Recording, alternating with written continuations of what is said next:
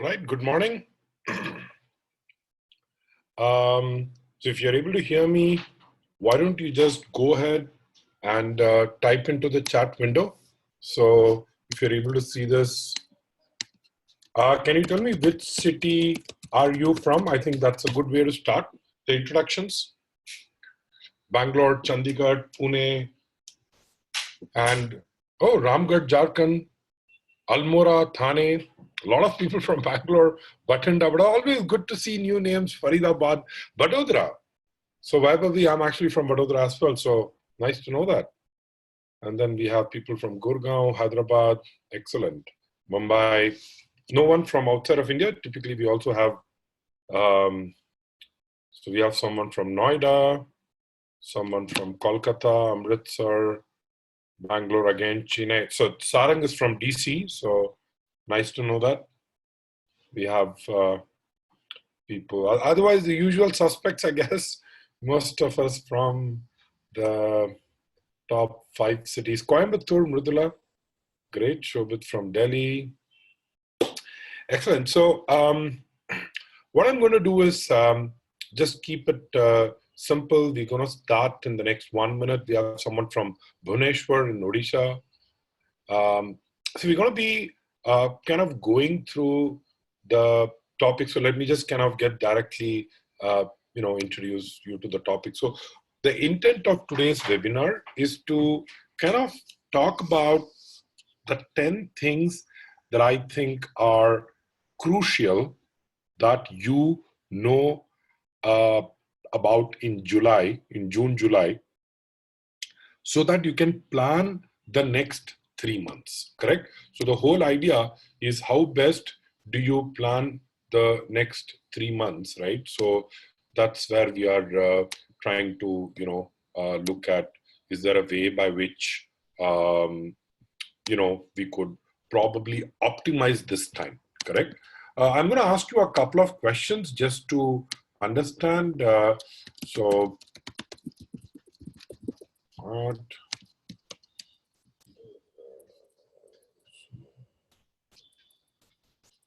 we're just waiting for a few more people to join, then we're going to be starting off. I just had a question to ask you.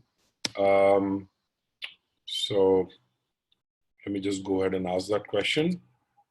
So by the way, you're able to see the screen, right? So I think let me ask this question a little later. But the question really was, I'm assuming that most of you are applying for round 1, right? So if you're applying for round 1, or you're applying in 2019 for admissions to 2020, then this session is perhaps meant for you. This may not be the session for someone who's just looking at toying with the whole idea of applying with a GMAT, because I'm going to get a little bit more into the details, into the semantics of what it takes to apply, right? So just get a little comfortable with what we're going to do. Just make sure the initial, I'm going to spend some time giving some introductions, doing a little bit of housekeeping, making sure that we are all on the same page. Maybe it won't take us 15 minutes. Maybe it's going to take us shorter than that, but let's see. Then I'm going to spend about an hour talking about these 10 points, right, in the MBA application checklist, correct? And then I'm planning to devote like the last 10 to 15 minutes in Q&A. Let us see if we are able to do Q&A interim as well, so I don't kind of, keep everything towards the end. I personally prefer that each topic that I'm, speaking about, at the end of each topic, I would love to have a quick, top 2 or 3 questions on that particular topic. So I'm going to get into the most important thing that we need to know as far as today's session is concerned. So first thing, we want to be organized. In fact, my suggestion is, if you have other tabs open, if you are multitasking, please, make sure that you kind of close everything, focus on this. I can promise, I can guarantee that I'm going to bring to you my experience of being an MBA coach for over a decade. So all the experience that I have had, all the scenarios that I've faced, all the top challenges that I have seen. I'm going to bring in the next 1 hour. I promise that it's going to be very rich in content. So my suggestion would be, if you can sit down with a paper and a pen, and you keep making notes of what are the important things that you need to remember. So as we kind of go along, I'll be sharing a lot of tips. I'll be sharing a lot of actionable points that you can actually take on, right? So make sure that you kind of create a list of, a sort of a personalized checklist from the checklist that I'm going to be providing, right? Um, so in case there is any discussion, anything that you want to, like, for example, right now, you asked me some questions, you're putting it in the chat window. So that's great. So you understand how the chat window, works. So any general points or any general discussions, for example, there is one more thing, which is, in case you're not able to hear me, in case you have an issue with the audio, just wait for about 10 seconds, see if others are also facing it. Just go ahead and type in the chat window saying that I'm not able to hear, or I'm not able to,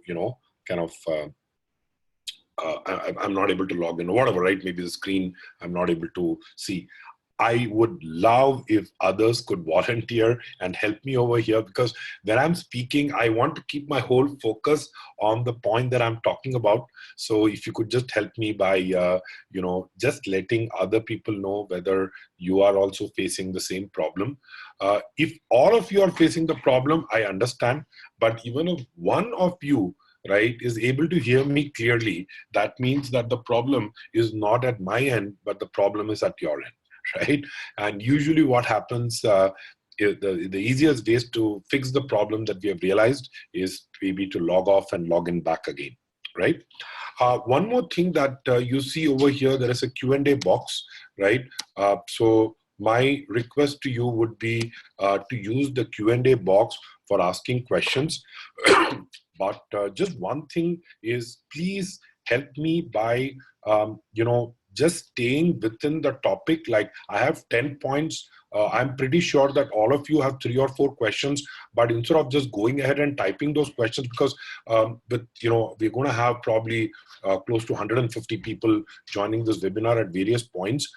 Even if each one of you is going to ask me like 2 questions, that makes it 300 questions. I spend about a minute on each question. That is 300 minutes, right? That's like 5 hours, right? So please understand that, my intent is to help you, but I would not be able to manage if there are a barrage of questions. And, questions like, for example, is this session recorded? The answer is yes. This session is recorded, and you will be getting the link. We'll be putting it up on YouTube as well. So you will have this link, right? So don't worry on that. But I will give you specific times to ask questions. During that time, please, ask the questions that are relevant to that particular point or that particular topic. I will try to pick 1 or 2 questions in each topic, make sure that I answer them before I move on, right? So all of you have figured out the Q&A box, right? Okay, so let's get started with a basic introduction. So I don't want to get into this yada yada of what is written. This is like the more formal bit, but very informally, if I were to share my experience with you. So I have always been a student of understanding how do we communicate effectively, how do we communicate clearly. And if you think about it, as a teacher, that's my primary job. In fact, that's my job right now, which is how do I take something which is fairly complex, and how do I distill it, and how do I convey my points in the most effective manner, correct? And I think it was a very natural extension from teaching to mentoring people on the MBA application journey. And I realized that there are a couple of things that, usually people needed help on. And most times when I have students who seek out help, it is broadly in one of 3 areas, one of 3 categories. So the first category that I usually like to help students, or I really love this process, which is, really brainstorming, who are you as a person, right? What is it that you want to convey to the B School about yourself, right? So that personal story, when we brainstorm, we get a lot into post-MBA career paths. What's your employability? What is it that you really want to do with the degree? Why should you go to a particular school? What is the advantage of that school over others? So, it's typically brainstorming. It's typically getting into, delving into details like that. If there are specific areas in your application that you need to work on, we also spend time, discussing that. The other area that I've seen most students come to me with is an area where they want to structure their essays. In fact, I'll be showing you very shortly. This year, we are going to be putting out the essay analysis for almost all the top 50 B schools in the world. And these are all very, very comprehensive 15-20 minute videos. In fact, we just released our ISB essay analysis video. How many of you got a chance to see that? You can just go ahead and type in the chat window. So, and in case you have the link, in any case anybody has seen it, please go ahead and you can share the link as well. So this is again a very kind of comprehensive thing on ISB. So you can imagine, right, that it pretty much would encompass many more schools and similar quality. Again, if anybody can share the link over here, you can just go ahead and Google and, just put it or pick it from the mail and post it over here. It would help. So that's one other question I get, right? Like, how do I structure my essays? And the third thing is obviously the grammar, the editing part. I think one thing that I love is the English language and how do we use words effectively to convey our thoughts, correct? And especially with the kind of word constraints that you will have with most B schools, it gets very tough. So that's pretty much the kind of things that I love doing, working with students, working with even people in the admission committee. So we work with the admission committee of B schools, trying to say, what is it that you're looking for in students? What is it that you want to convey to the students, about your particular school? So I think I tend to act like a bridge. So that's really what I have been doing. Those of you who know me on a personal front, I actually was in the IT sector. I moved from the technology sector to the teaching sector. So very different career path. It's not that, I was in an admission committee or I possessed an MBA. It is just that I've been so passionate. I've been close to people that my mission is, how do I improve your chances of getting in? Right. So one thing we have to be clear is no admission consultant, no Arun, no anyone can actually get you into a B school, right? What we do is we act as catalysts. We just help you, get into the process. We just help you improve your probability of getting in, right? That's really the mantra that I have over here. So I just wanted to give you a couple of free resources. This is about Crackverbal itself. We've been here since 2006. Trained thousands of students, and many of our students have gotten into top B schools.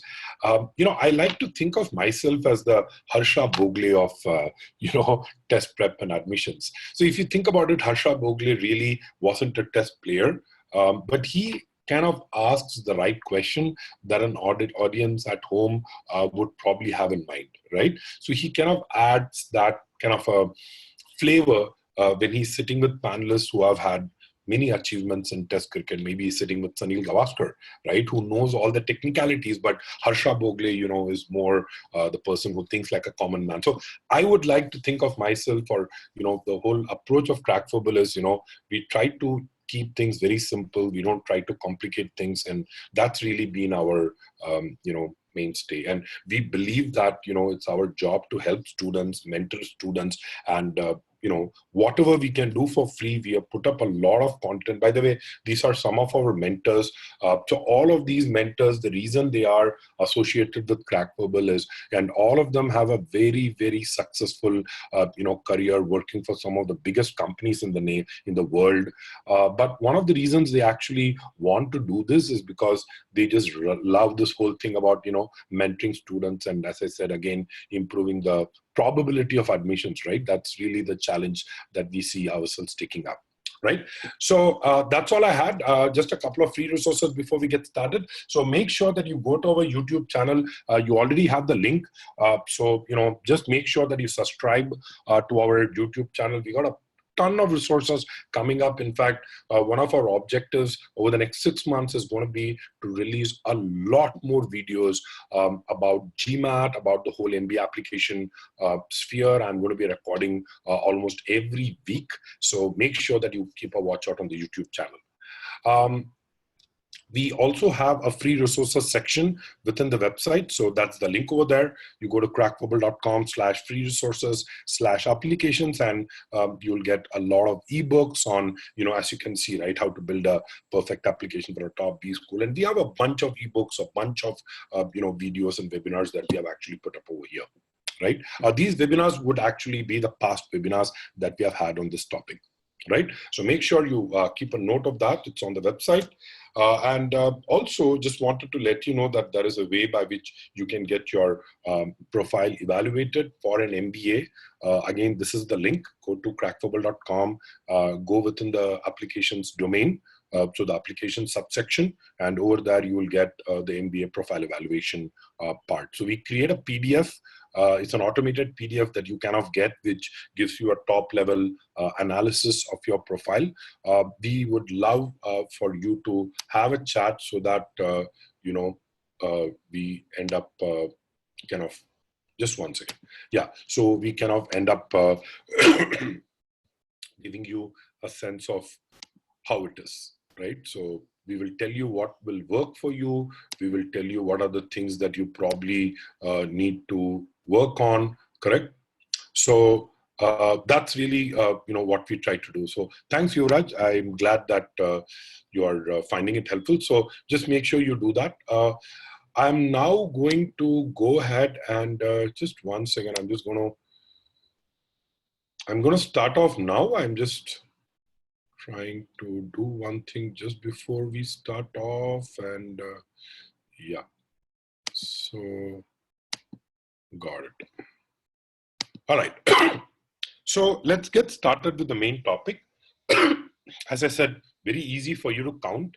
I have just made it into a 10-point checklist so that at any point you are unclear where we are, we know that there are 10 points, correct?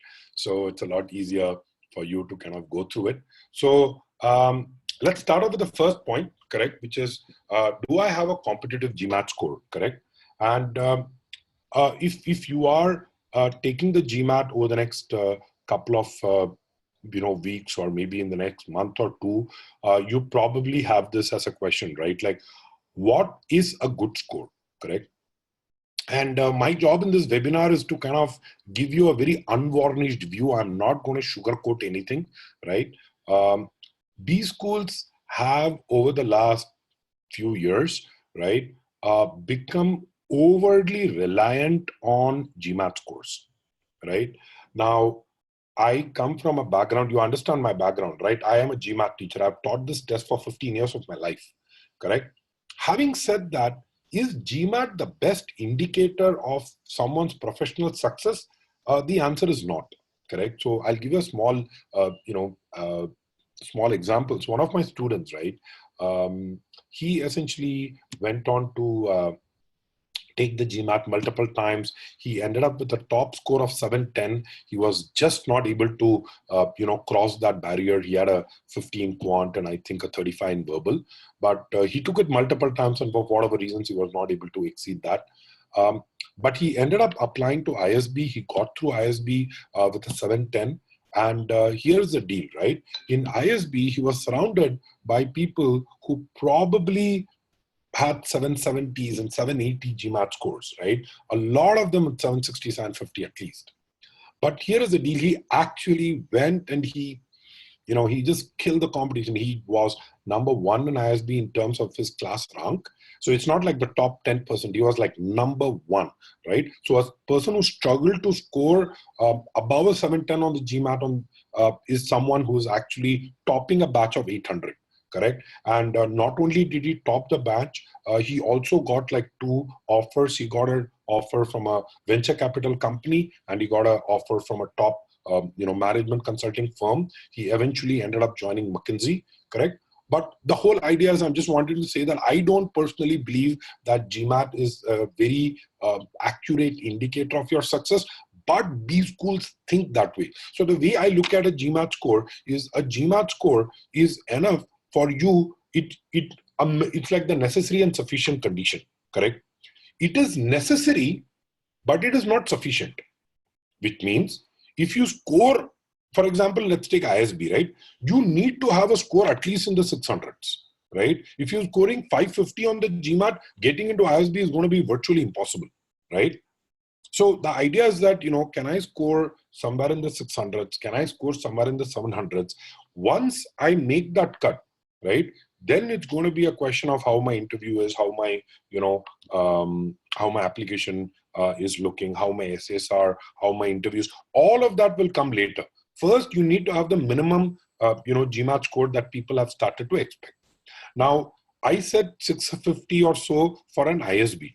But in reality, if you ask me, for many of the US schools, especially the top US schools, it has to be a score in excess of 730, 740, correct? If you're looking at a top 5, top 10 school in the US, I think that's really become what is important. Yeah, sure. You can apply with the 720, 730 and still get in. In fact, one of our students, Alokik, and I'll be having a session with him separately, got into Stanford this year, and he had, I think, 730 or a 740 on the GMAT. So it's not necessary that you kill it by scoring a 780, but at least get into the reckoning, right? At least get a 730, 740 score if you're looking at a top 10, correct? If you're looking at Indian B schools, as I said, maybe, at least getting around a 700 is something that you might need for a top school.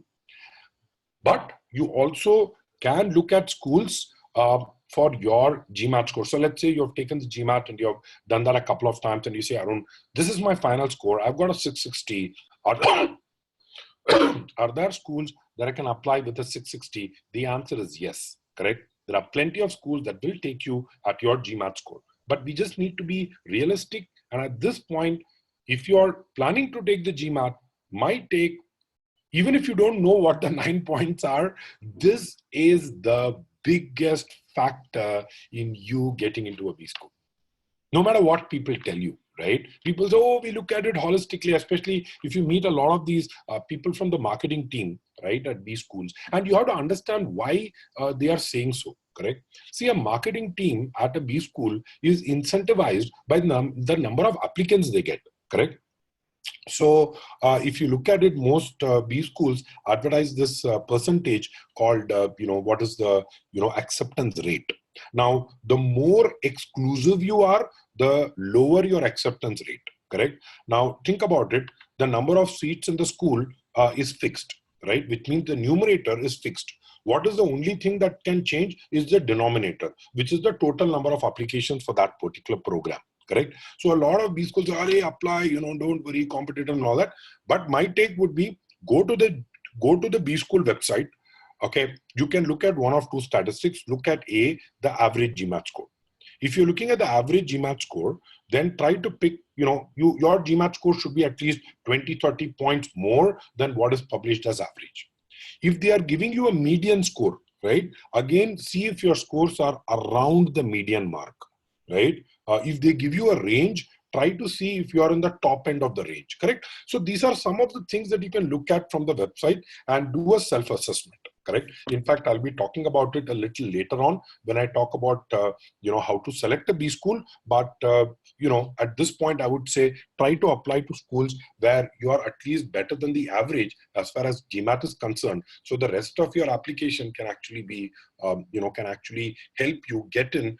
Not just get in, but also get in with a scholarship. This is one thing that people don't know, that once you get an admission, scholarship decisions are, to a large, effect based on your GMAT scores, correct? So the higher the GMAT score, the better the chance you have of getting scholarships, correct? So that's how important GMAT is going to be. If you want to take like one attempt, or you are planning to take, let's say, couple of attempts, it's okay. Doesn't really matter. The other thing that people have, I've taken 3 attempts or 4 attempts, doesn't matter. Just give me the highest GMAT score that you have gotten, right? And B schools would just look at that. All right. So any questions on the GMAT part of the checklist? All of you understand how important it is, right? So any questions, you can just post it in the Q&A box. All right. Cool. So if there are no questions, I'll probably move on to the next one, correct? But that's the first thing you need to figure out, which is the GMAT part, okay? So please, Lopa, Anmol, can you please post it in the Q&A box? But all of you able to see where the Q&A box is? Can I please post it on the Q&A box? I'll come back. I will answer these two questions for now, but going ahead, I will not be answering questions on the chat. Okay, so I got it over here. Anmol asks, does GMAT cover my past poor academics? You know what? If there is one, thing that can compensate for poor academic record, it is GMAT. So anyone who's in this webinar who's not very proud of what they did in their undergrad, okay, probably needs to, take the GMAT score, the GMAT score seriously. Correct. I'm getting questions like, is 308 competitive? Is 710 competitive? Is it good to go? Here is the point, right? I can't tell you. It depends on which school you are applying to. Correct. So, for example, an ISB 710 would be competitive. Yes, correct. But I'm not sure, for others. But I'm just saying, in general, 700 plus, you're good to go. And Upasana, should you accept the GMAT score if it's low? Low is relative, but I would probably reject it and taking a second attempt on the GMAT. And really, it doesn't matter whether you're scored higher on your second attempt or the first attempt. So don't really bother too much on that part, correct? You don't need to worry about your personal details on the GMAT official scorecard, Naveen, right? So you don't need to worry on that. One last point I would like to say is GMAT is not going to compensate for years of experience, which means even if you have 6 or 8 years experience, they still expect you to score high on the GMAT. Because eventually when you join the B school, the academic course load is going to be the same for the entire classroom, correct? Someone coming with 2 years experience or someone with 8 years experience are expected to do the same thing, right?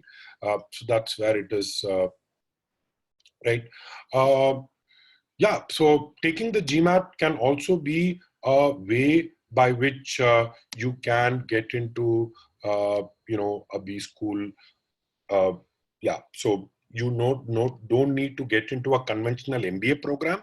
You can get into a program like, let's say, MSBA or, Masters in Management. So GMAT kind of opens up avenues for other programs also, correct? So I'm not going to look at the questions in the chat window. I think I've answered the questions that we had in. It's 11 o'clock. We had in the Q&A. So let me just go on to the next point, which is how do I make my profile stand out? Now, one catch over here is when you look at average profiles, right? See, average is a very misleading number, correct? If you think about it, and this is my favorite analogy, right? What is the average age of people who wear diapers, correct? And you can go ahead and let me know in the chat window, right? What do you think is the average age for people who wear diapers? What do you think? Yeah, 40? Why? Why 40 or 45? Because either very young children, correct, or very old people, correct? So both of them are. So now, if you look at that number, you're in your mind, you're imagining that a 40-year-old is wearing a diaper, but a 40-year-old never probably is not going to wear a diaper, right? So average is a very poor indicator, right? Average is a very poor measure to know if, you really have it to get into a B school. In fact, here is my thing, right? If you are applying to a B school, right, why do you want to be average, correct? It makes no sense for you to apply saying, you know what, I'm going to be average, correct, and apply in, right? So one thing is you need to make sure that whenever you're looking at, applying to a B school, ask yourself, what is that one thing that I can do, right, which is going to help me, right, differentiate myself among all the other people who are going to be applying with my kind of profile, correct? So again, it's important for you to understand that your competition is not going to be with a person with a different profile. Your competition is going to be with people who all have similar. For example, think of it this way. When 100 people apply to a B school, correct? What the B school is going to say is, and think of it, and I'm just making it, metaphorically, right? So think of it this way. There are going to be various rooms, right? So there is room 1, room 2, room 3, room 4, and the B school admission committee is going to say, okay, everyone who's in finance, who's got a chartered accountancy, who has about 3 to 4 years experience, who's working in a big four consulting, please come into this room, right? Then he's going to say, okay, everyone who's worked in technology, worked in a services firm, worked for about 3 or 4 years, has like a 700 odd GMAT score, why don't you come into the second room? And the third room, they could say, okay, people who have come in from a manufacturing background, who come from operations, supply chain background, correct? All of you come into this room. So what really is going to happen is your competition is within that room. So if you're an IT professional, your competition is not with a finance guy. Your competition is not with the operations guy. Your competition is with all the other guys who are going to come in from the tech sector. Now think about it, right? Everybody is writing the same stories, right? So there is a question, let's say in ISB, which says, okay, why are you different, right? So everybody is writing the same thing. I'll tell you the classic thing that people will write. People will say, there was a project at work and, my boss was not there for whatever reasons, and the project ran into issues. What did I do? I took a step-up role. I took the leadership, I took the initiative, and I worked very hard. I motivated the team, blah, blah, blah. And eventually we got the project done. Now, this is the same story pretty much everyone is going to say, right? And why would I kind of be interested in you, right? And it's a very hard question. I'm not saying that it's an easy question. In fact, one exercise that I suggest to most students in this particular area is, why don't you just go ahead and write down all the things that you think you're unique. What are the skills that you have, or what are the traits that you have which you think are unique, correct?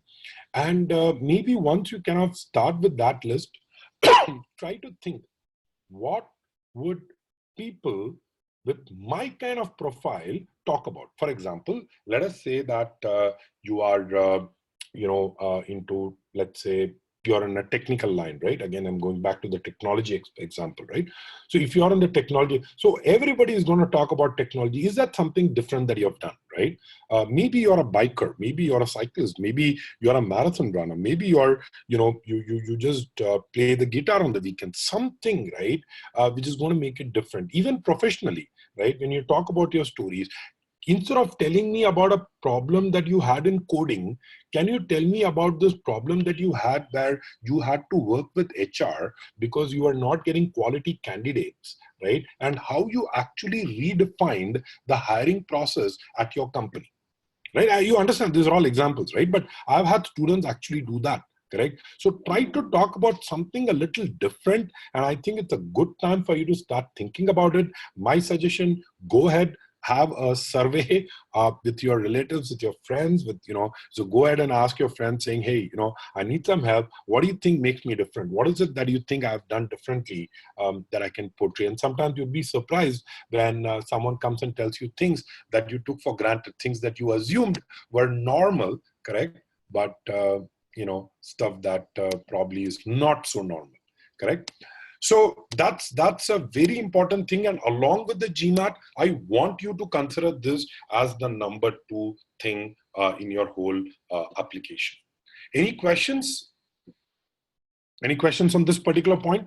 By the way, please request you not to ask very specific questions about your profile, since the nature of today's webinar will not allow me to have that level of discussion. My suggestion, go ahead, fill out the profile evaluation form, and someone from the team will get in touch with you, right? Okay, so Upasana, we are talking about how to make my profile stand out. So I would request that we ask questions around the profile bit.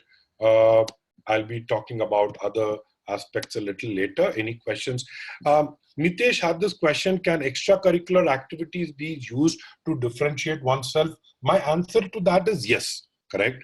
But here is the catch. When you say extracurricular activities, if you're going to say, while I was in college, maybe you're in college 5 years ago.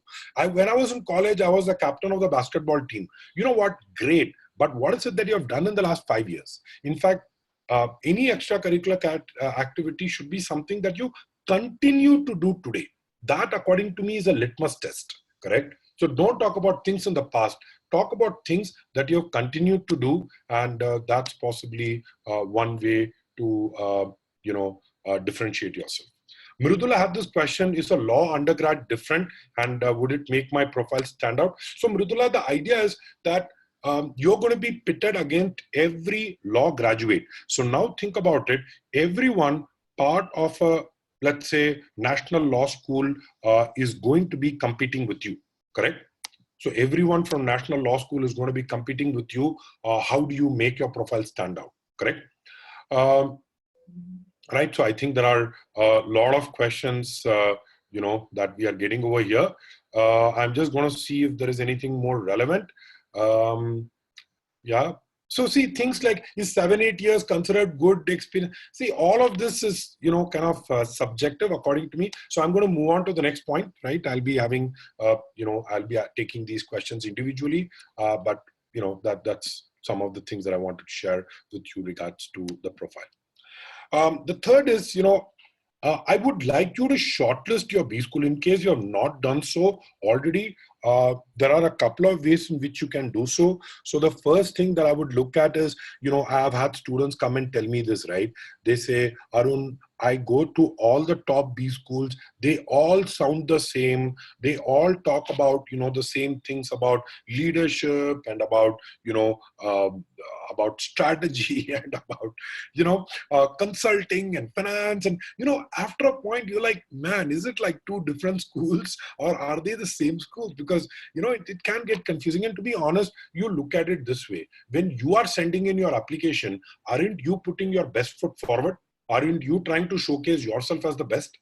Similarly, the B schools also, are going to showcase, so for example, let's take this, right? Have you ever seen a picture of Harvard Business School when it is raining, when it is like gray, there are these mud puddles all over? Boston is not, the weather-wise, Boston is not a great place, right? But you'll never see a picture of Harvard when it's snowing and when it's raining, correct? You'll always find a picture of Harvard on a nice, clear, sky, summer day, sunny, everything is green around. The reason is that's what B schools are also trying to do. They are trying to impress you, right? As much as it's important for you to pick the as much as it's important for them to pick the right candidates, it's important for them to also understand that you are also making a choice over here, correct? So here are a couple of things that I would say. First is, I told you about GMAT, and I'm going to be pretty, ruthless about it. Your GMAT score is going to play a huge role. Keep 700 as the thumb rule, correct? Keep 680 to 700 as the thumb rule, that if you get 680, 700, at least you're in the reckoning, correct?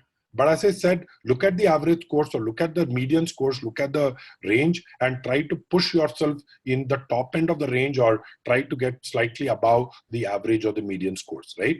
So that, according to me, should be your first criterion, correct? The second criterion could be geography. So I think the big question that people have is, where should I do an MBA? And I think there are two related questions over here, which is 1-year MBA versus 2-year MBA, and where do I do it from? See, if you look at Europe, especially if you look at, except for, I think, London Business School, right? Most of the European B schools are 1 year. Have you noticed that? And if you look at US, most of them are 2-year programs, correct? So most of them are 2-year programs. Canada has a bunch of 1-year programs, but US predominantly is 2-year programs. There are a handful of 1-year programs, right? Like for example, Kellogg offers a 1-year program.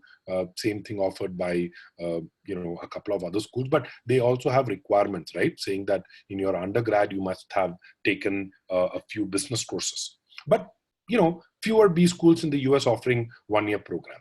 So and if you look at India, Well, pretty much most of the schools that apply, that accept the GMAT scores, are going to admit you into their one-year program. So if you look at IIM A, B, C, they have a PGP that is a 2-year through CAT, but they have a 1-year which is through GMAT, correct? So what you need to do is you need to pick both the geography. So once you pick the geography, 1 year or so, 2 years gets answered. If you're going to pick US, then pretty much you're looking for a 2-year program. If you're looking at Europe or India, you're looking pretty much at a 1-year program, correct? And these are the, broad geographies. Again, there are specific schools, that might have, and I would encourage you to have a look at it. So what I would then do is I would look at geography. I would look at it and say, do I want to go to the US? Do I want to go to Europe? Am I more comfortable being in India? Again, we just released a video on this on MBA in India and MBA in abroad. And I think the biggest thing is your comfort zone, right? How comfortable you are, right? Do you want to continue to be comfortable? Then in that case, an Indian B school is the best bet, because you are going to be, culturally in that sense in your comfort zone. You don't need to worry about work visa. You don't need to worry about language. You don't need to worry about food. You pretty much are in India, right? I mean, think about it. As I always say, ISB is Indian School of Business. IIM is Indian Institute of Management. They have the word India in the name itself. Correct. So no matter how much they talk about internationalization, right? I don't think, if you're looking at international exposure, Indian B school should be your bet. If you're looking at international exposure, going to the US or Europe remains your best bet. Correct. So is that something that you want to consider? Correct. So that's probably another thing. The third thing, obviously, is the finances part, that you have to take a loan. So that's usually how it is. And a loan in a European or a US school might be heavier than the loan that you take for an Indian B school, correct? So in case you are little risk averse, the way I would look at it is, doing an MBA from India might be equivalent to, investing in a fixed deposit.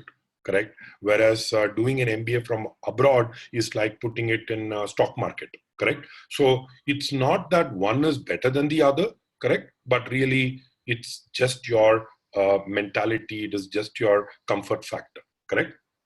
I'm going to quickly go through the questions over here. I have some earlier pending questions. What should be an ideal profile contain? Upasana, there is nothing like an ideal profile. In fact, if you're searching for an ideal profile, you're getting the whole concept wrong, right? The idea is, how do I project myself in the best possible way? And Prashant asked this question, that is, why is Rotman not over here? This is not a list of top schools. These are list of some schools. This is just to give my thing that, do you know how to shortlist as part of the checklist? Please don't consider this to be any kind of ranking, right? Yeah, so I'm just going to look at it and see if, please don't type things like okay and all that. It's just cluttering up the whole, Q&A window. So request you to, and also the other thing is, if you have a question for me that is non-Googleable, you would get the best value out of me, correct? If you're going to ask me what is the average GMAT score for a particular school, would be very hard for me to answer. Similarly, I would not be able to answer something very specific like, is 10 to 11 years experience in manufacturing considered good? I have no idea, right? I mean, it depends on a lot of factors. So my suggestion, please go ahead, fill in your profile evaluation form. Someone from my team will contact you. We will sit with you. We'll actually go through all the parameters and, explain that a little bit more in depth, right? Let me get on to the next, thing. Do I have a clear post-MBA career plan, correct? Now, one mistake that I've seen people do is they think that my objective is to explain to the B school, why should I be in the B school? Your objective to them is not to explain why you should be in the B school. You should not be trying to convince the admission committee why you are a best candidate for that school. Okay? That's the wrong approach to have.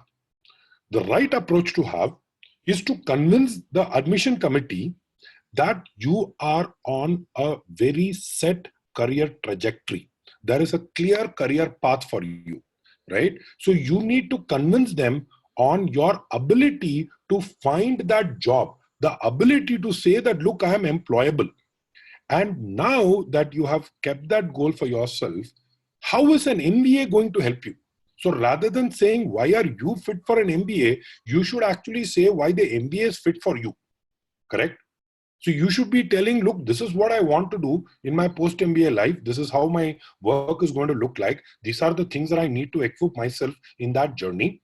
And in order to do so, I feel an MBA from your institution is the best way to equip myself with those skills, to grow myself, in terms of my leadership skills, in terms of my competence, in terms of my confidence level in making decisions, correct?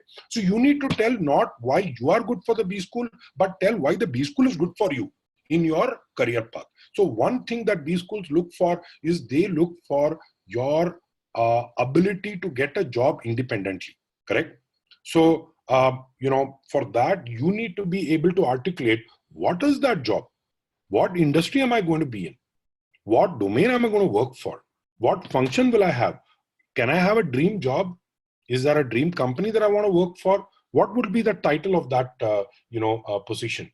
What would a typical day in my life look like? So there is a lot of work from your side, right? So don't just say product management at a, at a startup, right? Don't say I want to be a financial, I want to be an investment banker, right? Understand what does that role entail. When you say I want to be in supply chain, what work will you do in supply chain? What will be your job? Correct. And trust me, at this point, this could be very hard, but I really think this is going to be the key in your entire application. If a B school looks at your application, they see that you don't have a clear idea what you're going to do post MBA, they're probably not going to pick you. So make sure you do that. Here is a tip, right? Use LinkedIn, correct? Use LinkedIn, try to see who are the people who graduated from that school, what are they doing now, right? Few years later, if possible, reach out to them. When you reach out to people on LinkedIn, my request, by the way, you can reach out to me also. You can connect with me on LinkedIn. You can go ahead and search for Arun Jagannathan. You should be able to find my profile. I have no problem connecting with people, but a lot of times what happens is, people have a lot of asks, right? And especially when you go to a B school, you'll realize that the 2 years can go really fast. You're pressed for time. You have hundreds of things to worry about. So when you ping them, when you message them, just be a little gentle. Maybe you want to ask them, like things like, first of all, don't even ask them a question in your first connect, right? Just say, hey, I'd like to get connected with you, looked at your profile, great. Try to add a note, right? That just makes it more personalized. And once you have done that, what you can do is maybe wait for a couple of weeks, then go back to them and say, hey, by the way, just wanted to let you know this is my GMAT score and I'm looking at applying to this. I wanted to know if you can have a chat. Just try to take it a little easy. Maybe you can just do a WhatsApp with them. You don't even need to get them on a call. You don't need to go meet them. Just a couple of conversations on WhatsApp could also help, right? So you get that clarity, like what is this guy doing, right? What does his work entail? What are the challenges he's facing? So you become more clear on that thing. And the whole idea is to build your network, because you are going to be in a particular industry. B school can start a lot sooner than you think. So let me give an example, right? Let's say you're applying to an Indian B school. Do you realize that you will be applying in the next couple of months? You will actually get admission and your school will start in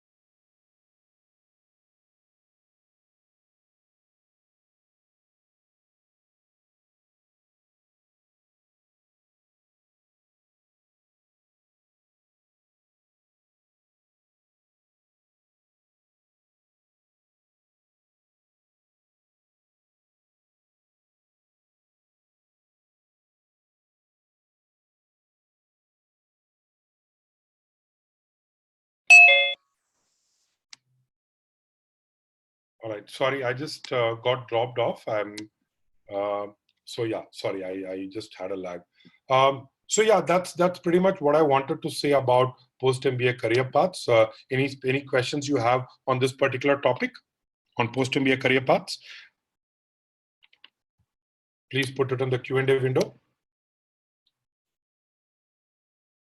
Yeah, so I just wanted to say that, especially if you're looking at an Indian B school, right, you are going to be joining them in April, which means that you're going to actually start searching for a job as early as, next year around the same time, correct? So it's always good to keep your network. So, understand from them what are the challenges in a post-MBA career path. Also, from your perspective, understand a little bit more about what such a role would entail, correct? I'm just going to pick a couple of questions which I think might help others. So let me just have a look at it. To be a CEO in a top firm, Karthik, it is not about an MBA, it's about you. Think about how many CEOs are there in a top firm, correct? And I just want you to kind of, be aware that at the end of the day in your life, right, there may be like what, 1,000 such CEOs, 10,000 such CEOs, correct? But really, an MBA is not going to give you like this, make you a CEO, right? So I think it is a little realistic for us to kind of understand what an MBA is going to do. A large part will also depend on you. Nitesh, what level of specificity one needs to get into a post-MBA goal, career goal, might take as detailed as possible, correct? As detailed as possible. Please don't write things like generic things like, I want to get into general management, right? So those are all things that, a B school would not like, right? Do B schools go through your LinkedIn profile? They might, correct? They might go through your LinkedIn profile. There is no reason for them not to get into your LinkedIn profile, correct? So Priyanka, question is, what are the risks, applying to a, European school as opposed to this? In fact, I would go back and I would ask the same thing, like if you see the previous point I said was around picking your B school, correct? So I also would like you to think of it this way: which B school in the world, right, it has a better chance of helping you get to your goal, correct? So you need to ask yourself, which school will give me a better shot at getting to my goal? That is the B school I would like to apply to, correct? Whether it's in Europe, whether it's in US, whether it's in India is one thing, correct? Now, in general, as I said earlier, applying to both Europe and US is risky. When I say risky, risk is not a bad word. I'm just saying that the rewards are also high, but there is a possibility that you may not get a job locally and that you might need to come back to India. So be clear on that, right? To understand what are the kind of, again, when you talk to people, right? So I think it's good for you to understand what are the kind of work visas available in each country, correct? And get a little bit more into that. All right. So I'll be answering so people will be answering questions. Again, Lopa, if you mistyped it, please don't put it as another question. You just, and I'm going to pick questions that are probably relevant to this. So let me just see if, okay. So Abel had this great question, which is, do people really stick to what they have picked as a post-MBA career path in the MBA application essay? The answer is no. See, right now you're telling this is my post-MBA career. But once you get into the B school, the whole idea is you're going to be exposed to things that you did not know existed, correct? So you obviously are going to change as a person, and you changing as a person may mean that your career choices or career options also change. So B schools perfectly understand this. They are not saying that whether you're going to stick with this post-MBA goal for the rest of your life. What they are looking at is they are just looking at whether this person has that clarity. Once you're able to convince them on clarity, once you go to B school, don't worry. All right. One more question, in your checklist that you should have is the application rounds, correct? So you have essentially 3 rounds, round 1, round 2, and round 3. For Indian B schools, you apply in whatever round, doesn't matter. All of them are pretty much the same. If you're applying to schools outside of India, especially in Europe and US, my suggestion is to apply as early as possible. Given that still we are in June, you still have 2 to 3 months to go. And my suggestion is, if you are working on the GMAT, please start thinking about your MBA application as well. And I would like to congratulate you that you are here today in this webinar, taking out time on a nice Sunday morning to listen to me, correct? I think that's something which I feel, is tells me that you're in the right direction, correct? So it tells me that you have kind of got it planned and that, you have something. Make sure that you have your B schools picked out. Try to kind of schedule something like, what are the schools you're going to be applying in round one, correct? My thumb rule is around 5 to 6 schools in each round, correct? So don't think of the entire application journey. Just try to think, okay, what are the 2 to 3 schools that I definitely want to apply? And once you have those schools in mind, just go ahead, jump in and start applying, correct? So I think a lot of times what happens, people, they tend to have this analysis paralysis, right? You might have heard of this phrase, where you tend to think so much that you actually don't act. So I will just keep a very basic plan. I will say, okay, what are the schools? What are the deadlines? Look at the deadlines. Look at the essay questions they are asking. Look at the application requirement, correct? And say, okay, I'm going to be applying to, let's say, 2 schools in September or 3 schools in September, and I'm going to apply to 2 schools in October, correct? So you then kind of, plan it out. So make sure that you have this planning so that once your GMAT is in place, it just becomes a question of execution. You know exactly which schools you're targeting and what the requirements are. So you just cannot sit down and start writing. So make sure that you plan it out that way. Any questions on the application bit? Suraj says, does applying to earlier round give you a higher chance of scholarship? The answer is yes and no, in the sense that it is not that just because you apply in R1, if you're not a deserving candidate, you will get it. You first have to make sure that you're a deserving candidate, correct? So that's the first and the foremost. If you are a deserving candidate, all things being equal, okay, all things being equal, applying in round one has a slight advantage over round two, right? But it's a slight advantage. Don't stress too much on it. There is an advantage, but it's fairly slight. Yeah, Lopa, my suggestion, please go ahead, have a look at the B school deadlines of these schools. You will see they are scattered. Starting first week of September, I think Harvard and Stanford are some of the earliest application deadlines, followed by the other top 10, 15 schools. You also have a few schools where the deadline is going to be in October, correct? So that's the, and Shantanu, ISB is again, it's a marketing thing to get you to apply in R1. In fact, in the video also what I mentioned, please apply when you are ready, correct? That's the more important thing for you to remember, correct? So, these are great questions, what you're answering, what you're asking, and I understand where you're coming from, which is why I'm going to, have a plug over here, which is, people talk about admission consulting, right? Like, why should you sign up for an admission consultant?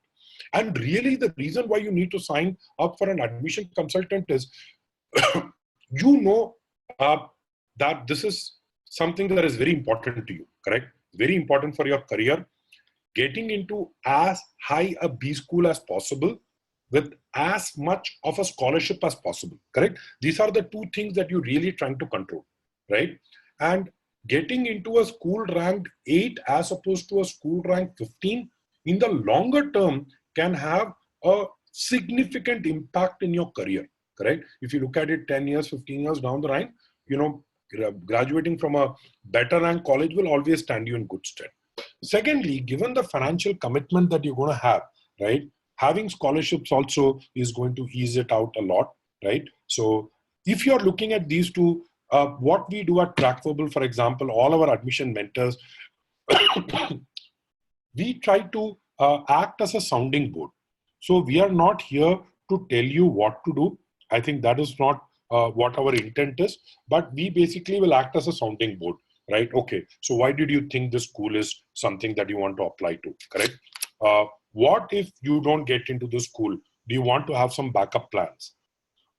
What are your post-MBA goals, right? So we basically help you address these questions. And I started the webinar by telling you about the three things that typically people have. Admission consultants at Trackfable are trained, and I personally work with each one of them to ensure that they, when they engage with you, are able to deliver that value, correct? So that's just one point. Now coming to recommenders, right? Now the mistake that people do is they wait for, I have not taken the GMAT, so let me not worry about recommenders now, correct? Then after they take the GMAT, they say, oh, you know what, right now, I'm still at a point where I'm, figuring out which schools to apply. So let me not go and talk to my recommenders. Sometimes they even start writing the application for a particular school, but even then they say, you know what, maybe this is not the right time for me to ask for a recommender, right? And eventually, a week before the deadline, you're lined up, outside your boss's cabin, and you're saying, hey, boss, I wanted to check with you. Would you be able to give me a recommendation? Correct?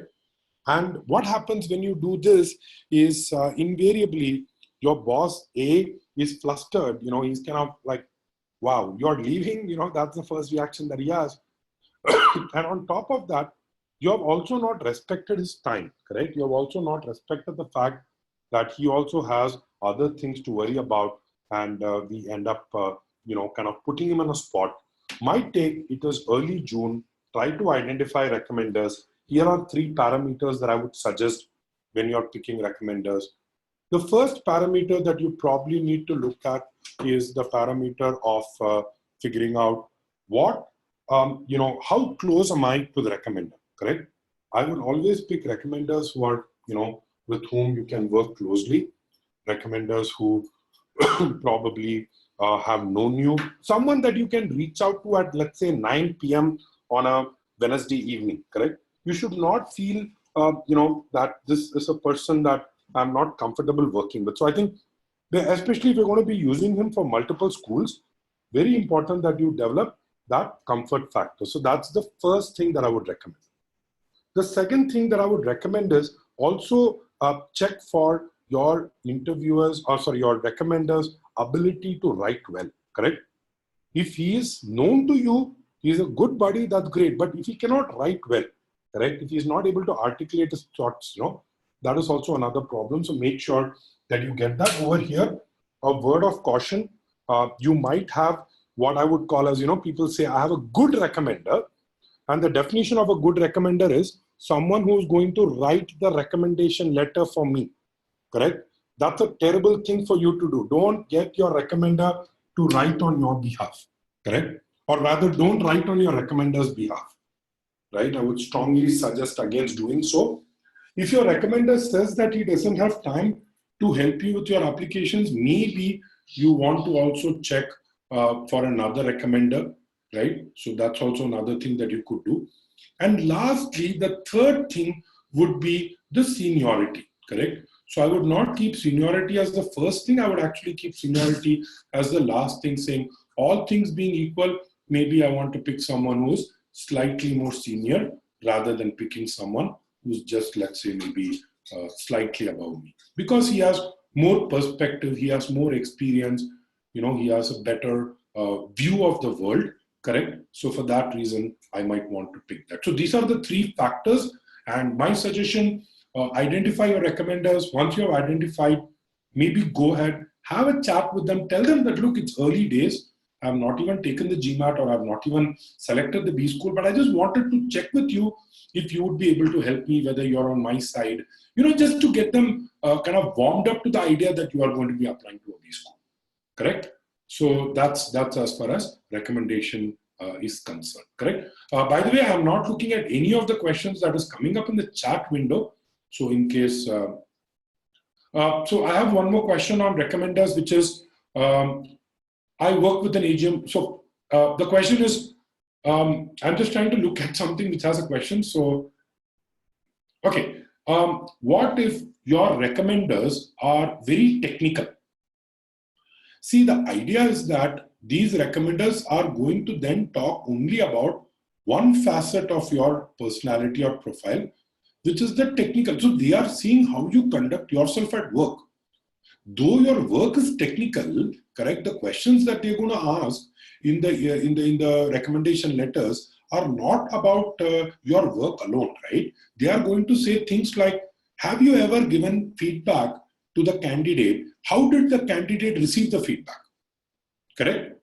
Now, that is not technical, right? So they would say, oh, you know what, he is conducting this particular, kind of experimental routine, and I asked him to look at it, but he was very receptive to my ideas, correct? He was very receptive to understanding what it takes to actually, kind of make it. So those are the kind of things that they are really looking at. Your recommenders can also be from your former organization, cannot be your college professor, but can be from your previous organization, someone who has worked with you closely. Just one thing, last point on this, don't pick someone with whom you have worked like 3-4 years ago, correct? Because what will happen is that recommender will know you from 3 or 4 years ago, which means he knows how you were as a person 3 or 4 years ago. He doesn't know how you are as a person today, correct? So in that sense, I would also look at the recency of the work. If he's been someone who's worked with me in a previous company, previous project, I would also try to bring in the flavor that we have still been in touch and that he has continued to be your mentor in some way, correct? All right, so move on to the next point. I know there are some questions that we have probably not answered. I'll be kind of talking about it, okay? So the thing is, do I have my academic transcripts ready? So the reason we are asking for academic transcripts, the reason we are asking for this is because, the last thing that you want to do when you're in the middle of this whole application process, okay, is worry about things that are administrative in nature. See, academic transcript is nothing but it is like a one consolidated mark sheet of all your 8 semesters or let's say 3 years of college. It is one consolidated, sheet. That is what it is. Now, you need to go out, reach out to your university, get your transcripts, make sure that you have it ready with you. Why am I putting it as part of the checklist? Because though there is nothing involved, last thing that you want to do is you want to stress about or worry about the fact that you don't have your academic transcripts and your application deadlines are close, right? So instead of focusing on the application essay, instead of focusing on improving your GMAT scores, you might end up focusing on, oh, how do I now go to Nagpur to get my, transcript? So I think you have to make sure that at least from an admin perspective, you get these things sorted, right? So that's why I've kind of put it in the checklist. So though it is not something that requires you to do anything different, maybe it takes a week, maybe it takes 2 weeks, maybe it takes 2 days, I don't know, right? Many of the colleges have the transcripts put up on their website. You can just go ahead and, purchase these transcripts. But make sure that you do that early so that you're not worrying about it, you're not stressing about it at the end. And I'm going to actually talk about the 8th point, which is related to this, correct? Which is also see if you have to take the TOEFL or the IELTS. So what happened is way back in the 90s, maybe, 20 years, 25, 30 years ago, Indians were required to take the TOEFL. It was compulsory applying to US schools, especially for people applying through GRE for a master's program. You might remember the time back when you were in college, final year, and people around you were taking IELTS and TOEFL. But today, what has happened is, the world has changed. You don't need a TOEFL or an IELTS for most of the schools. And when I say most of the schools, you remember, it is not all the schools. Which means some schools still insist on your TOEFL and IELTS scores. Let me give you a couple of examples. University of California at Berkeley, the Haas Business School, requires a TOEFL score. MIT Sloan requires a TOEFL score. However, Stanford does not require a TOEFL score. Harvard Business School does not require a TOEFL score.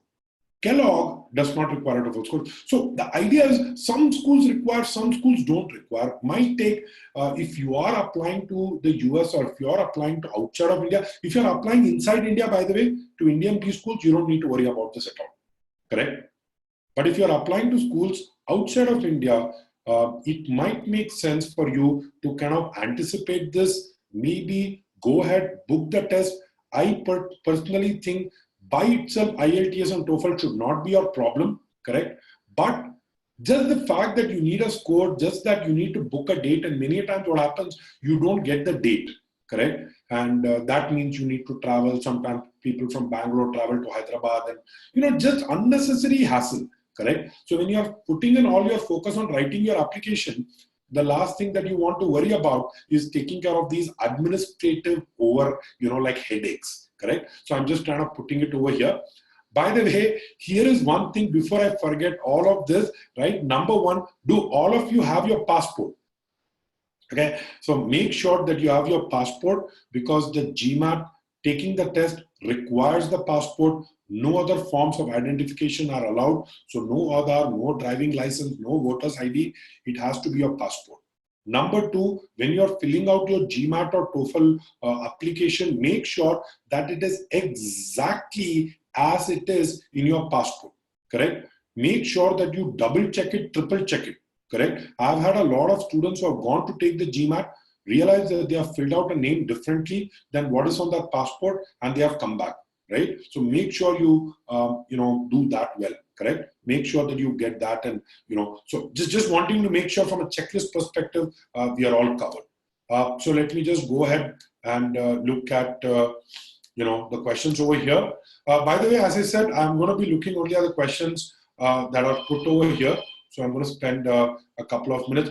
Abel asked this question saying that Indian, B schools, there is a service called WES.org that actually helps takes your transcripts and converts it into a 4-point GPA equivalent to the US colleges. Now, this is a paid service. If you want to do this service, go ahead. But most B schools, because they have been working with so many Indians, trust me, they have a very good sense of the, of the reputation of your college. They know what the GPA means for your college. So they do all that background check. So if, I would not unnecessarily spend on WES unless and until you want to kind of clarify. I mean, there are some cases where it might make sense, correct? But not in all cases, correct? Yeah, so most of this TOEFL IELTS requirement would be mentioned on the website itself. So Priyanka asked this question, I already have 5 transcripts ready with me. Should I go ahead and apply for more? Honestly, Priyanka, you don't even need to worry about it. So many cases, what B schools are asking today is they're saying just take a scan of your transcript and upload it, correct? So they're just saying just scan it and upload it onto the portal. So they're like, you can just take one scan and you can apply to a number of schools. I don't think you need to figure out how to get more transcripts, right? So I have like a couple of questions on recommenders. I'll be getting back to it now. So let me go on to the last bit, the penultimate part. Am I prepared for my MBA interviews? Just give me a second. I'll just get some water. My throat is getting a little choked up. I'll just get some water.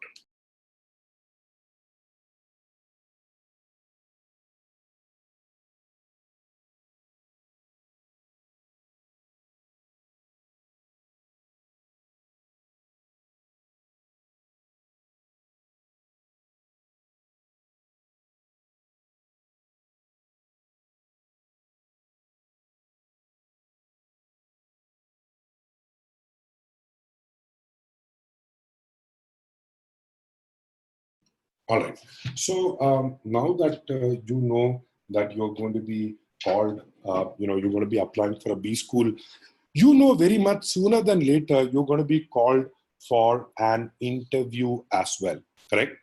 Now, what do you do at this point to really think about your MBA? See, a lot of times I've had students who don't think about the MBA as part of the process. And by the time the interviews come, right, it might be perhaps a little too late for you to start doing anything different, correct? So here is what I would suggest. My suggestion is, look at what are the top questions that a preschool would ask you, right? And if possible, over the next few months, especially if you feel that your communication skills or you have not been interviewing or you have any kind of doubt on whether you will be able to do well in the interview, any kind of doubt, just start mentally verbalizing the questions. MBA interviews are not a quiz competition. So people think, oh, they're going to grill me and they're going to ask me all these difficult questions. See, they never ask difficult questions. But if you have claimed something in your application, correct, then it is going to be a difficult question just because you did not know the answer to that question. So while you are filling out the application, I would want you to have a good look at that application form, correct? Maybe once you have submitted the application, it will take about a month for the interviews to come out. So what you can do in this month is you can actually sit down and try to ask yourself, okay, if this is my profile, what is it that you're going to ask? For example, let us say that you have written that you are interested in dramatics, you are interested in theater. What is it that they're going to ask you, correct? So here are a couple of questions they can ask you. They can ask you about your role in your last play. What did that role mean to you? How did you enact it? What are the various things that you did? And, really, it is not about the role, whether you got the main role or a side role or, you are the role of a tree. But what they're really looking at is, did you understand the role, right? Did you just go through the motions? Did the director just tell you what to do? Or did you try to understand the character? That's just one example, right? Here is one more example. What has been the, kind of like, now that you've been doing dramatics and theater, correct? How has it positively influenced your personal and professional life, correct?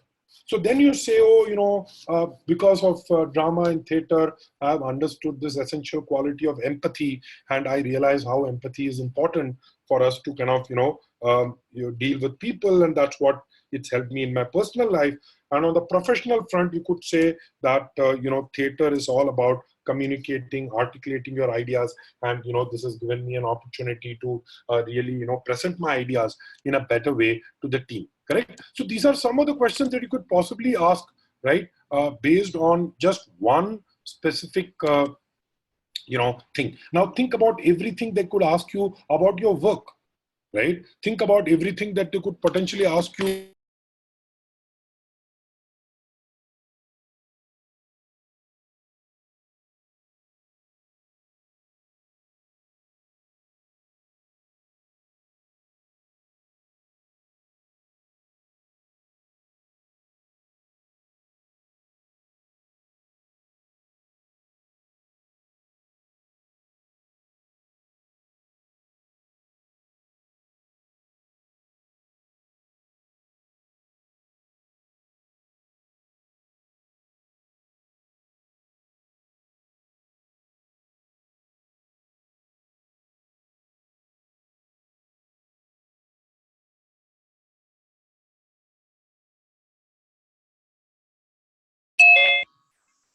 Yeah, sorry about it. I think there was an issue with my logging up. So I hope you are able to see and hear me now. So that's what I had as far as the MBA application part is concerned, the interview part is concerned. And the last thing that I want to say over here is, writing the MBA application essays, correct? See, let's be honest, your story is not going to really change in the next 3 to 4 months, correct? The idea is when you write those essays, you are not trying to write something different, something about you that is not true. You are not writing something that is, cannot be validated. You are trying to really write what your story has been, but you want to present it in the best way possible, correct? So I think, especially if you have not been writing, this is a good time for you to start writing, and again, as I said, even without a GMAT score, even without having a sense of, the exact school that you're going to be applying for, maybe what you can do is start off with a simple exercise. And what you could do is you could probably talk about what makes you unique, correct? So tell me two things that would make you unique. As I told you earlier, try to imagine that there is a room full of people who have very similar competencies as yours, very similar, career tracks, right? Have come from very similar undergraduate programs, have similar GMAT scores. So think of this guy who is very similar to you, correct? But maybe he has slightly better profile. Let's say you're from NIT, he is from IIT, you have a 710, he has a 750, right? So everything that you can say, let's say he were to write something slightly better. Even then, despite that, is there a reason the school should still pick you? What would make you unique? And in fact, if you think about it, ISB is asking the very same question, right? Here is one more question that you can ask, or you can probably try to answer, which is your post-MBA goal. Where do you see yourself after you graduate? Why do you think that career goal is important to you? And how do you think a particular B school will help you? Again, these questions would help crystallize in your mind what could be a possible, career goal essay in most of the B schools, correct? So that's all I had, the checklist. I hope this was useful to you. We are kind of coming to the close, so I'll just be taking a couple of more questions. But I really hope that this session was useful. And as I said at the start of the session, whatever I'm telling you is really, my experience of having worked with students, with candidates over the last so many years, correct? And I'm pretty sure many of you are going through it for the first time. You're probably stressing out. You're probably thinking, can I do it? Well, in any case, we have, especially if you're looking at ISB, we have a tool. It's called the ISB, admission predictor tool. We will actually put it onto the chat window, right? So if Shikla can put it on the chat window, this particular link, yeah. So in case you are looking at applying to, so I'll just ask Shikla to post it over here. But in case you are looking at applying to a B school, do let us know. Do reach out to us. We have a variety of different ways by which we help candidates. We have some exclusive services by which you get to know directly. You get to work with me or an MBA from a top Ivy League school. We also have, smaller ones. We also have a way by which, we can help look at your essays, give our feedback to you. So there are a bunch of things that we do. So do let us know, right? We are kind of glad to this. Just one thing, which is we also have the GMAT application. Just 1 second, please.